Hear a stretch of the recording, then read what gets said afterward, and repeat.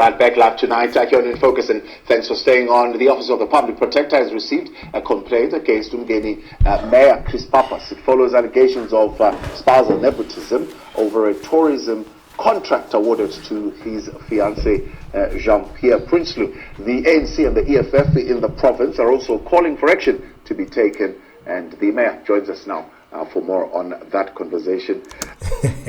Man, as we go to 2024, man, we're going to see a lot of political stunts, man. We're going to see political parties doing all of these stunts because everyone is trying to secure a bit of votes. Because recently, the youngest mayor in South Africa, because I think Chris Pappas is the youngest mayor, man, in South Africa. The guy is only like 32 when he was elected to be the mayor when he was 30. Ooh, shout out to the Democratic Alliance, man, for trusting a 32-year-old with the whole municipality. We know the other party, man, will never trust a 32-year-old to run any municipality. They don't even trust the 32-year-olds to even go to the parliament. You know, they treat the parliament as their old age home. You know, if you are not 60, you are not allowed to enter these parliamentary doors under the African National Congress. But regardless, guys, Chris Pappas is facing some serious allegations after the former DA provincial leader, I think Steeunhuisen, wrote a letter to the public protector asking the public protector to investigate Chris Pappas after he alleged that Chris Pappas has awarded his fiancée a tourism contract, or he has helped his fiancé to score a tourism contract that was worth 100,000 rands. So guys, today I want us to hear from the horse's mouth. I want Chris Pappas to defend himself, because for a few days we've heard what the African National Congress and the EFF has been saying. Actually, they're standing together on this whole thing. Basically, I think it is because Chris Pappas has been announced as the premier candidate of the KZN. So personally, I think that the thought of Chris Pappas becoming the premier of KZN is one thing that is actually not sitting well with the ANC and the EFF. So guys, let's hear what Chris Pappas has to say about all of these allegations that were leveled against him. Good to have you, Mayor, and thank you very much for coming on. Just as you are announced as the premier candidate, and a complaint of this nature begins to emerge. First and foremost, I mean, as far as I suppose the investigations of the public protector are concerned, have they been in touch with you to request some information regarding these allegations?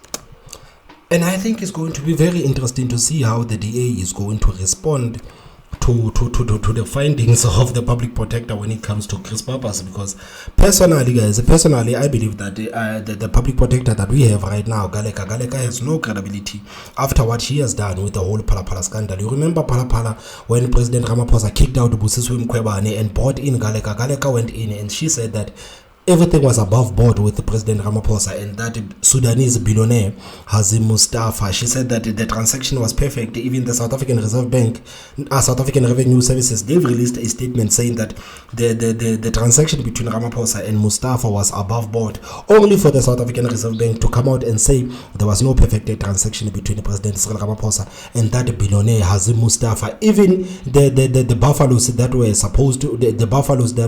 supposedly bought by the Sudanese billionaire were never even transported there to Sudan. So the question still remains: the money, what the hell is that money doing in President Ramaphosa's farm, and whose money is that? Because if the Reserve Bank says that there was no perfect transaction between President Ramaphosa and that Hazim Mustafa guy, who the hell does this money belong to? But you've seen the public protector coming out and saying that President Ramaphosa did absolutely nothing wrong with this whole thing. And it is crazy because the DA supported President Ramaphosa when he kicked out Busisiwe Mkhwebane out of the office and supported Galeka. But right now, Galeka has been tasked to investigate this DA mayor. So it is going to be very interesting to see how the Democratic Alliance is going to respond to any findings that the public protector might make. Because according to me, man, Galeka has no credibility at all.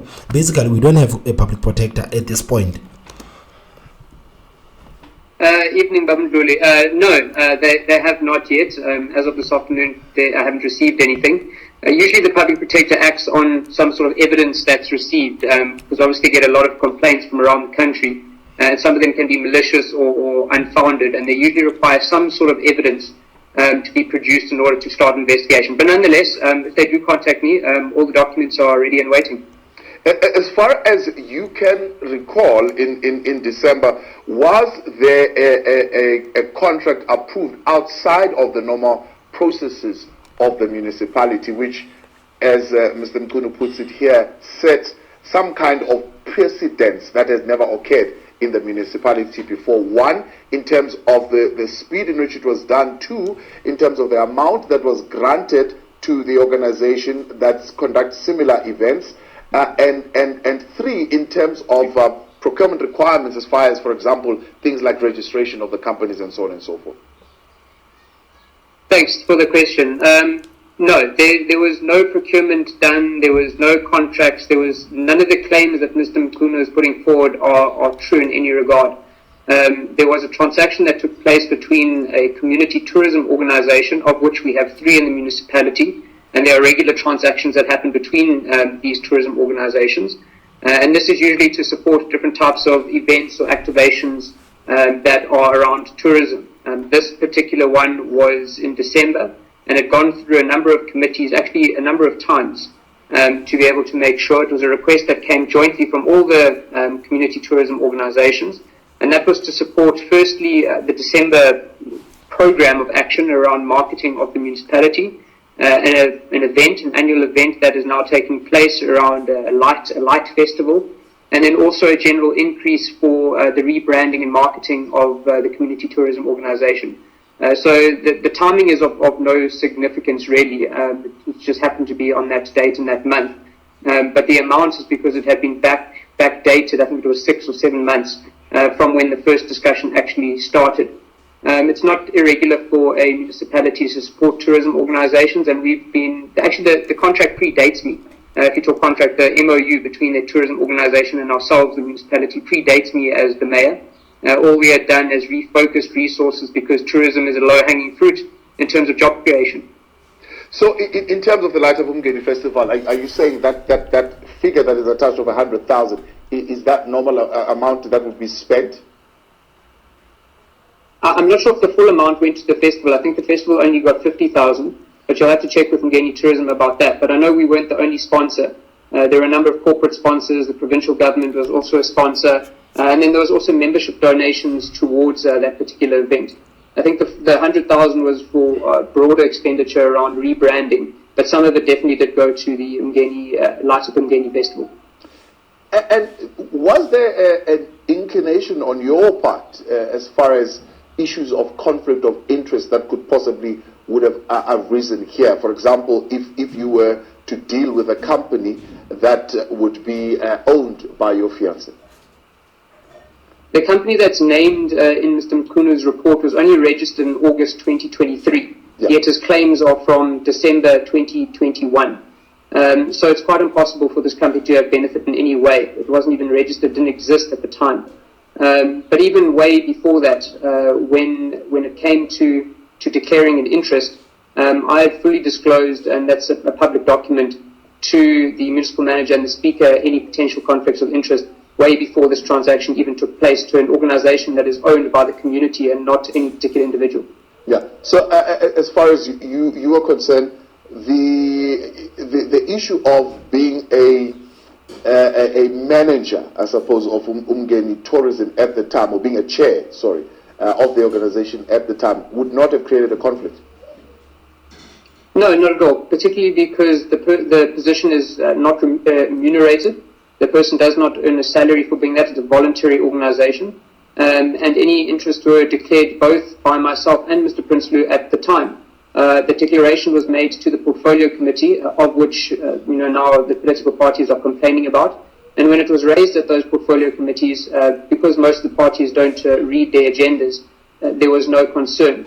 We also have municipal officials who sit as ex officio members on the board of Ungeni Tourism, considering there's that interaction between that partnership that exists there.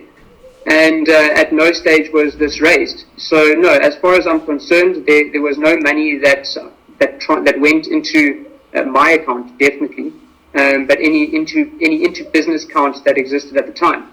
I think the timing of the allegations, as you said in your intro, very interesting. There's a number of social media pages that have popped up with all sorts of ridiculous claims. And many of these things have been in the media already, Thabo. There are things that have been disclosed at portfolio committee meetings, at exco meetings, at council meetings. Local media has covered it and dismissed it because they've seen the documents. And all these claims, when you go back to them, including Mr. Mkunu's, no evidence has been put forward. So I'm quite ready to hand over. I see that the Minister of Copter is once again going to wade into... So Mkunu just wrote a letter to Public Protector without any evidence. Is it true? To municipalities when it becomes political. But again, the documents were provided to her office many, many months ago, and she just chose to ignore them when we put them forward. Yeah, and let's talk about Mr. Mkunu a little bit and your relationship. He seems to suggest that he knows both yourself and Mr. Prinsloo very well. Has there been any beef between the two of you?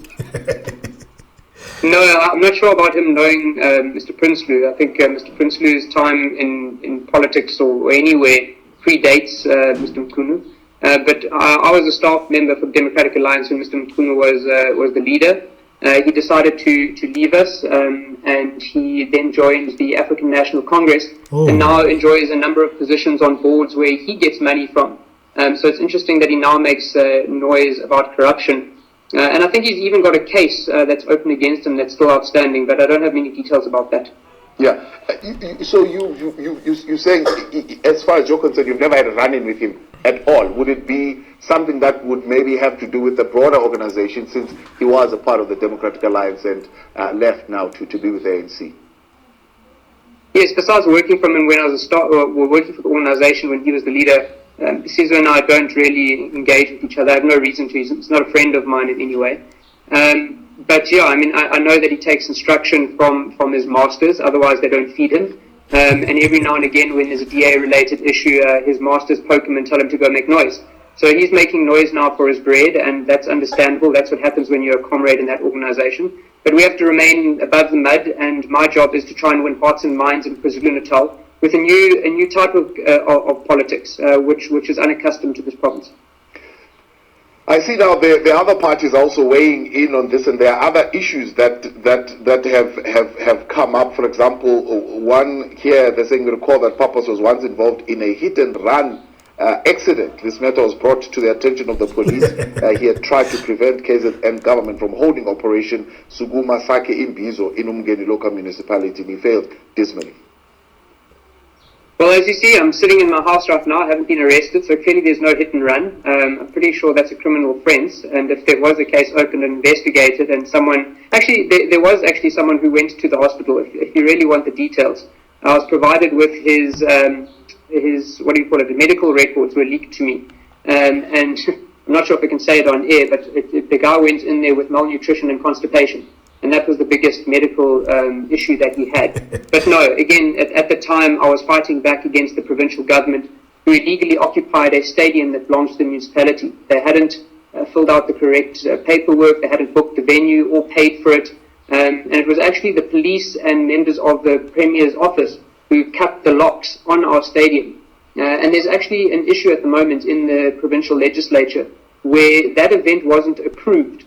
And there's evidence of multi-million rand that was spent on that event despite it not being budgeted for. But I know my colleagues in the legislature are dealing with that, and we're waiting for their responses from the Premier because we have evidence to prove or disprove what she says. Yeah. So guys, what do you think, man? What are your thoughts on this whole thing? Do you think that Chris Pappas has a case to answer to? Because that's what the ANC and the EFF believes. They believe that Chris Pappas has a case to answer to, and they are also calling for the public protector to act very swiftly against Chris Pappas. So guys, the leader of the Democratic Alliance, John Steenhuisen, was never gonna shy away from putting out his opinions right there. He's saying that the African National Congress and the EFF are basically scared of Pappas, and he's calling them to put their hands off Pappas, because Pappas right now is on his way to become the premier of KZN. He's a young man who's delivering to the people in that municipality. For over 20 years, the ANC governed Umgeni municipality. The people of Mpopameni and the rural areas around there suffered under years and years of poor service delivery. Here's their worst nightmare. because there is a young white mayor in that municipality who's delivering to the black majority in that municipality.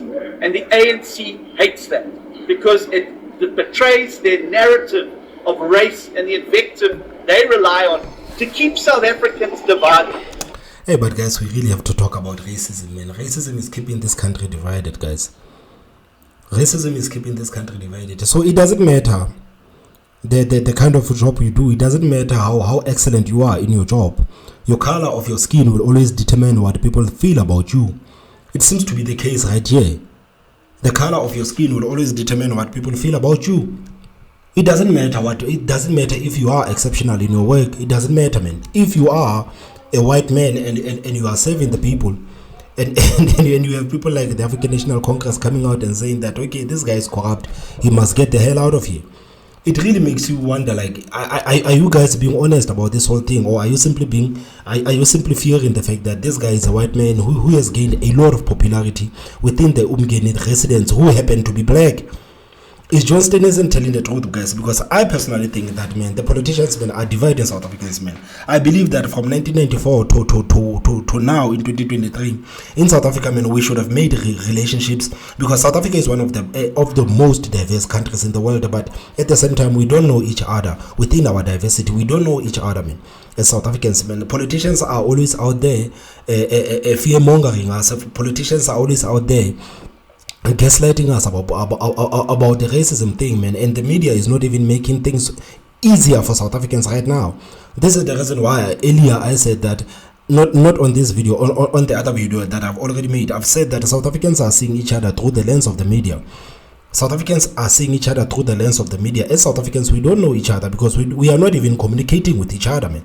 You can see, if you go to town, you can see how black people look at white people. You can see how white people look at black people. These guys, they sit like they can't even strike up a conversation without looking weird. It is a problem that we have right now in South Africa, man. And when it comes to this whole thing of the mayor of Ungeni, it really makes no sense. Like, how can the ANC, out of all parties, man, the ANC is accusing someone of corruption. The ANC is accusing people of nepotism, man. If the public protector was serious about the work, man, she would look into the African National Congress and see how many nephews and see how many grandchildren are being given contracts by the government, man. So if guys, you guys are serious about nepotism, if you are serious about combating nepotism and corruption, man, also look at the African National Congress and see what they are doing. This is why people right now are laughing at the African National Congress and this claim that they've made against Pappas by saying that they're accusing Pappas of nepotism. Like, they're like, guys, you are the last ones to accuse Pappas of nepotism when the African National Congress is the party of nepotism. Because the more the ANC can divide South Africans, the more they can divide and rule. The ANC's nightmare is a party that's able to bring people together at the center around a common set of values and principles, where it doesn't matter if you're black, white, Indian, colored, Hindu, Muslim, Christian, Jew, whether you live in an urban area or a rural area, there is a place in the sun for you. And we want to make that sun shine brighter for all South Africans. So we reject the allegations that are made against Chris Pappas. He's made a very clear statement about that. There's some has-been politician in KwaZulu-Natal who went to the public protector and laid a complaint. Obviously, the golf course was a bit wet this week, so he couldn't spend time there. So he's gone to make this nonsense complaint. We have no doubt the public protector will have a look at it, and she will very quickly determine that this is nothing other than a political posture. Chris Pappas wouldn't have been elected the mayor. He wouldn't have been able to turn the municipality around. He wouldn't be delivering to the people of Umgeni. And he wouldn't be giving the ANC nightmares at night if he was all of those things that the ANC says that he is. So guys, what are your thoughts, man, on this whole thing? What are your thoughts? Do you think that the African National Congress is sincere in wanting to find out what really happened with Chris Pappas and his fiance, or do you think that this is one of those games as we go into 2024 elections? Man, I would really appreciate to know what are your thoughts on this whole thing. Do you think that Chris Pappas has a case to answer to, or do you think that this is one of those games by the African National Congress and the EFF? So guys, please tell me what you think on the comment section. Don't forget to hit that like button, and the most important part is subscribe. My name is Thomas Mabaso, and I will see you next time. Bye bye.